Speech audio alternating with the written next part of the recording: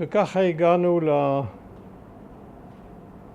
לישיבת הפתיחה של הכנסת השישית.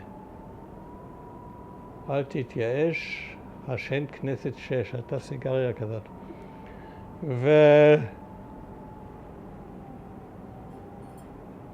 ונתנו לי כמובן את המקום הכי גרוע במליאה. הם לא הבינו שזה היה המקום הכי טוב, אבל זה התברר רק אחר כך. הכנסת הרי יושבת בחצי גורן עגולה, אז המקום הכי טוב זה כאילו מול דוכן הנואמים, ובשוליים, ואני הייתי לגמרי האחרון בצד הזה. אבל האחרון שם יושב בדיוק ליד דוכן הנואמים.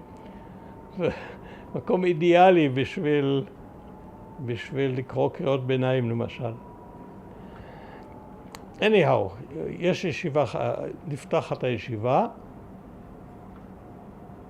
ואנחנו שברנו את הראש, אנחנו צריכים לקבוע בישיבה הראשונה את נוכחותנו. עכשיו, בישיבה הראשונה אף אחד לא מקבל את רשות הדיבור. אף אחד. שיש דברים לעשות, צריכים לבחור יושב ראש הכנסת, וצריכים להתארגן בסיעות, לאשר ועדות, יש המון דברים סידוריים לעשות. דבר ראשון, צריכים לפתוח את הכנסת. מי פותח את הכנסת? עוד אין יושב ראש. אז זה כאן חברי הכנסת. מי זה כאן חברי הכנסת? דוד בן גוריון.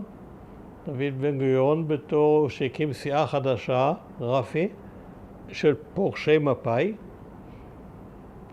כשהדיחו את בן גוריון, אז הוא אילץ. אף אחד לא רצה לבוא איתו בעצם. לא רצו לעזוב את מפא"י, אבל הוא הכריח אותם בפועל. וככה משה דיין, שלא היה לו חשק, ושמעון פרס, שגם לא היה לו חשק, אבל יוסף אלמוג, היו לו 10 חברי כנסת. כל הגלריה הנהדרת הזאת קיבלה 10 חברי כנסת, שלי היה 1.5.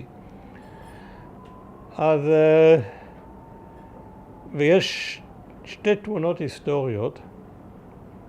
אחד, שבן גוריון קם ממקומו, ובשביל להגיע לשולחן היושב ראש הוא צריך לעבור על פניי.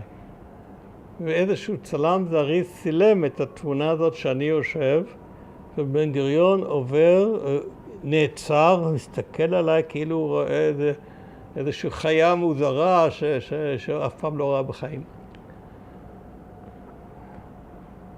יש פתיחה שאיזה עיקר בא פעם ראשונה לגן החיות, הוא רואה ז'ירפה. מסתכל, אין דבר כזה. אז ככה בדיוק הייתה הבעת הפנים שלו, אין דבר כזה.